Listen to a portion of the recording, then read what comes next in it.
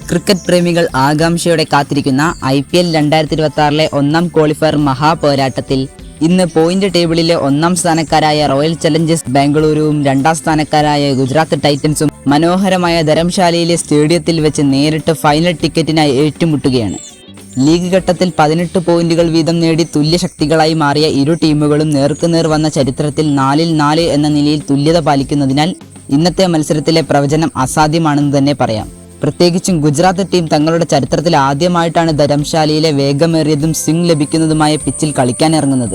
RCBക്ക് ഇന്നത്തെ പിച്ചിൽ മുമ്പ് കളിച്ച പരിചയമുണ്ട് എന്നതും ഇന്നത്തെ മത്സരത്തിന്റെ ആവേശം ഇരട്ടിയാകുന്നു. മത്സരത്തിൽ ടോസ് നേടുന്ന ക്യാപ്റ്റൻ മിക്കവാറും ബൗളിംഗ് തിരഞ്ഞെടുക്കാനാണ് സാധ്യത കൂടുതൽ.